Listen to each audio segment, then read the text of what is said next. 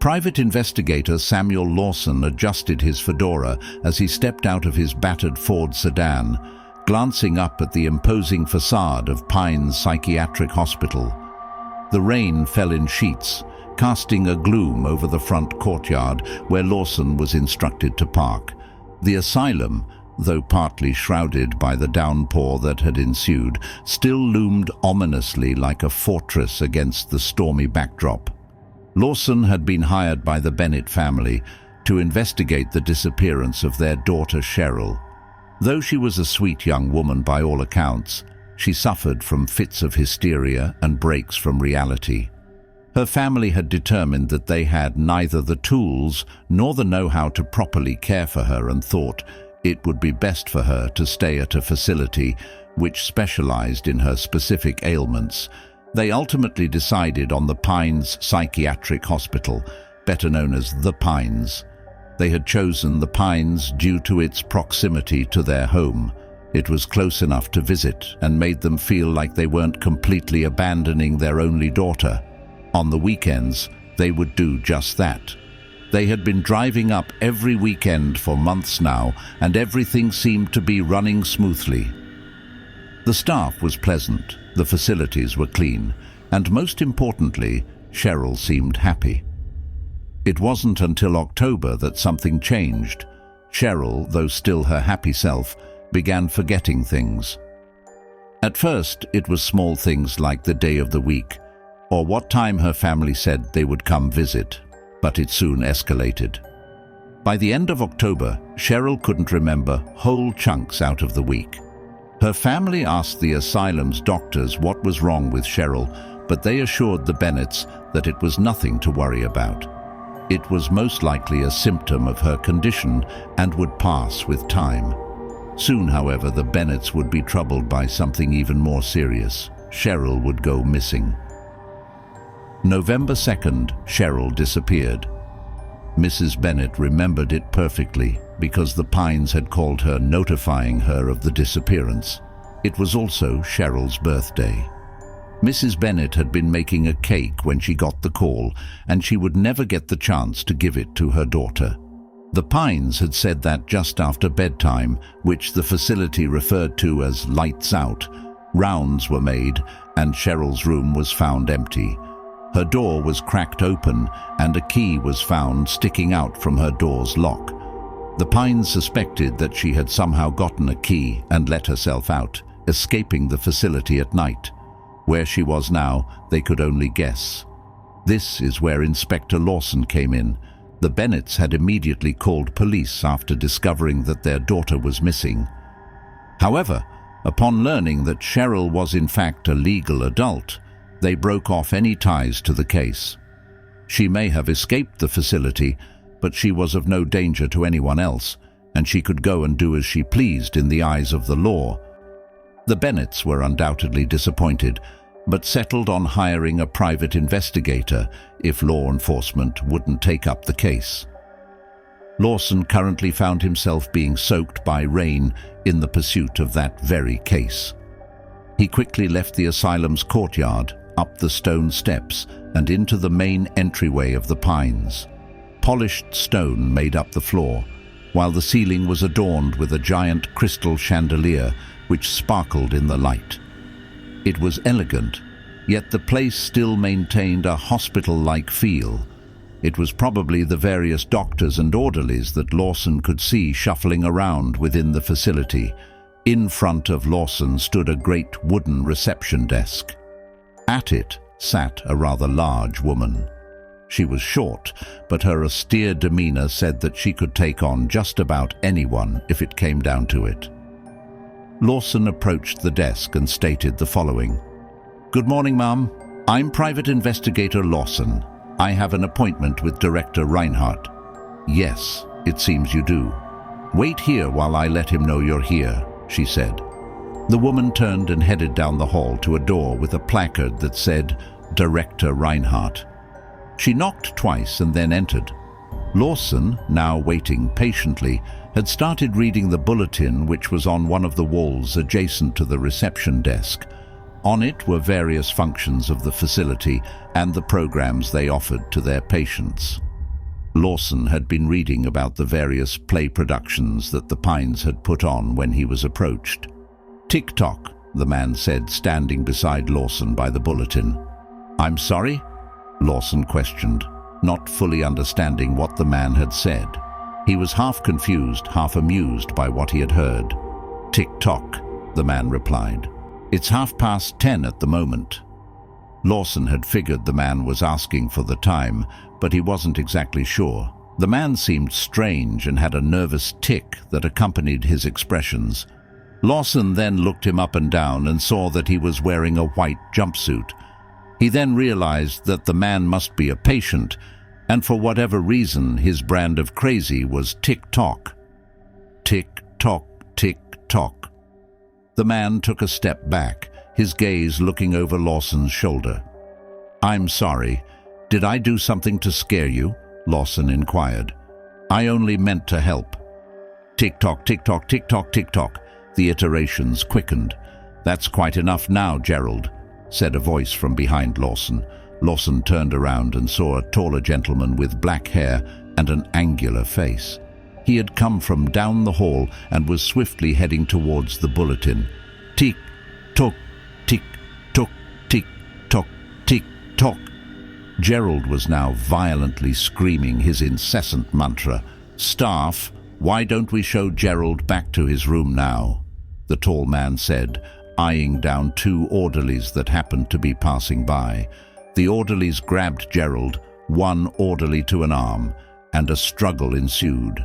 Gerald's nose was bloodied in the struggle and began to drip profusely on the stone floor.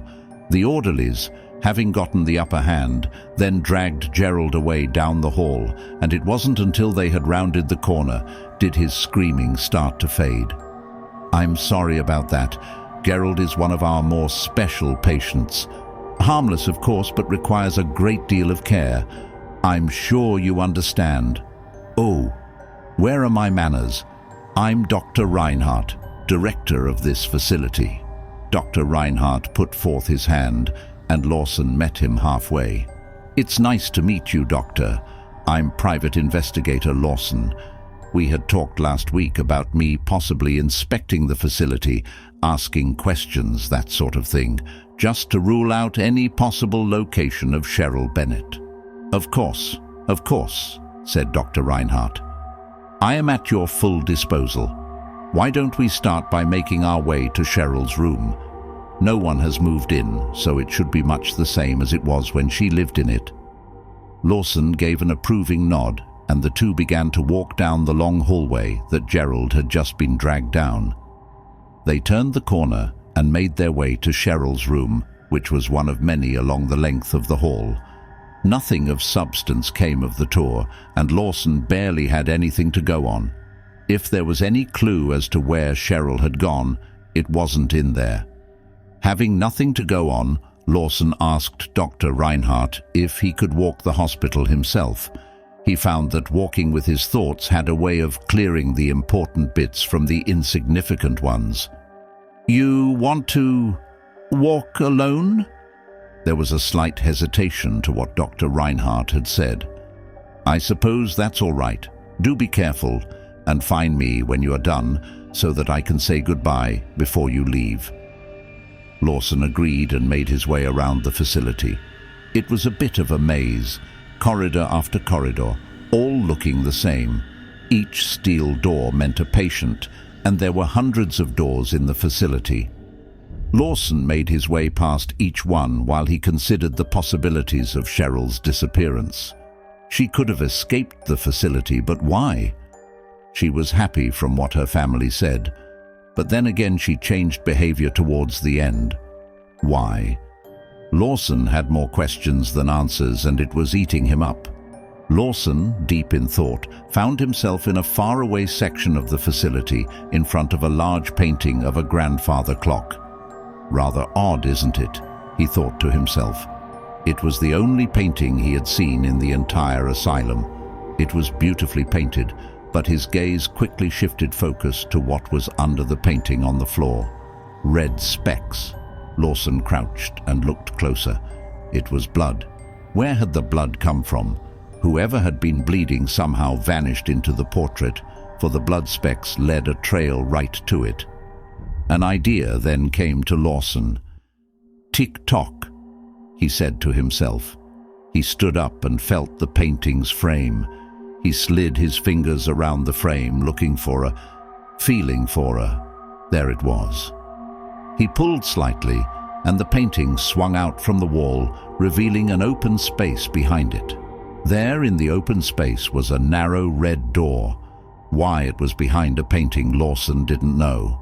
What Lawson was now set on finding out was where it led. He moved forward, grabbed the handle to the door, and creaked it open slowly. When it was an inch open, Lawson peered through to see a familiar sight. It was another hallway, much the same as the rest of the facility. The only difference was that this hallway was darker and seemed to be slightly older. Paint was peeling from the walls, and the stone floor didn't have the shine that the rest of the facility did. Lawson opened the door fully and ventured down the hallway past more steel doors. At one point, Lawson peered into one of the rooms through a small square opening at the top of one of the doors, and his heart immediately sank. What he saw proved that he wasn't supposed to be in this area of the hospital. In the room, strapped to a metal table, was a man who had been hooked up to a contraption of some kind. Metal probes pierced his skin, and wires and tubes ran from his mouth. The man was in pain, but he couldn't voice it with the tubes in his mouth.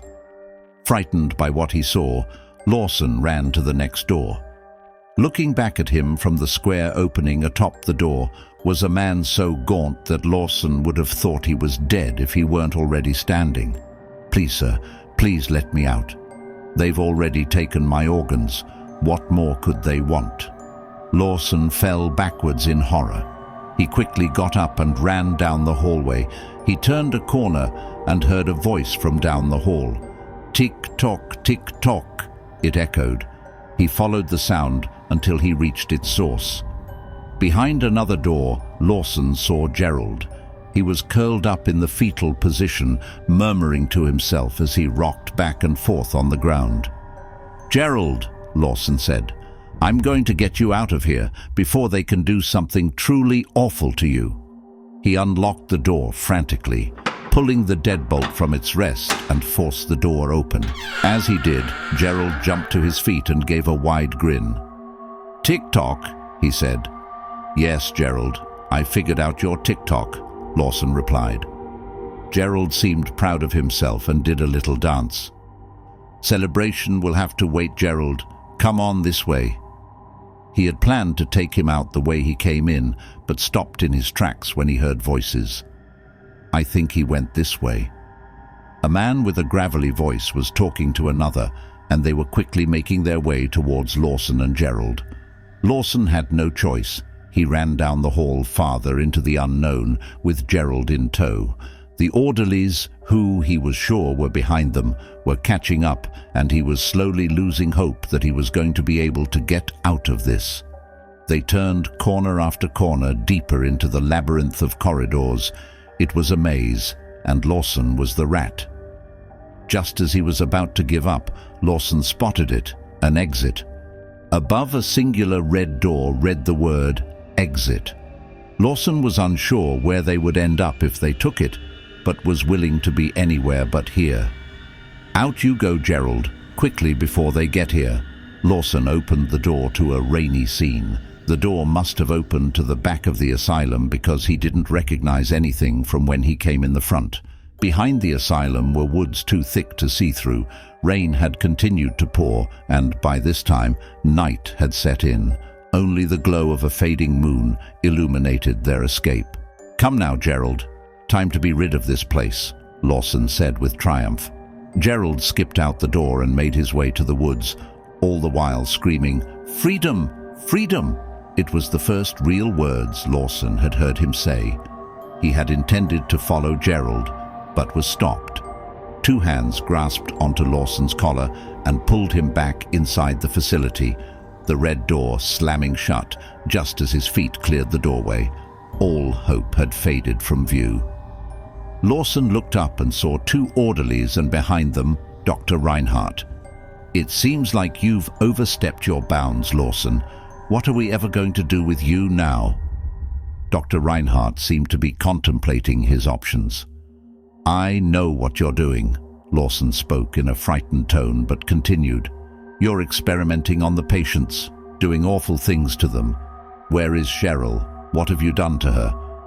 She outlived her usefulness, and we couldn't have her telling everyone about our achievements now, could we?" stated Reinhardt. "Achievements?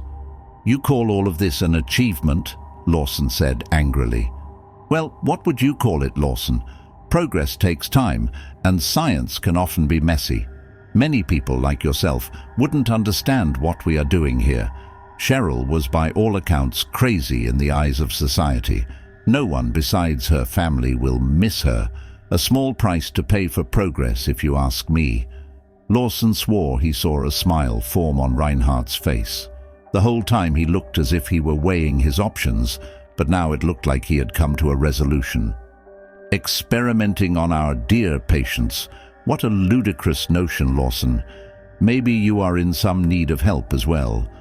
Lawson, now understanding the implications of what Dr. Reinhardt was saying, began to tremble. "To think that we would experiment on our own patients," Reinhardt said again with a chuckle. "Now that would be truly crazy."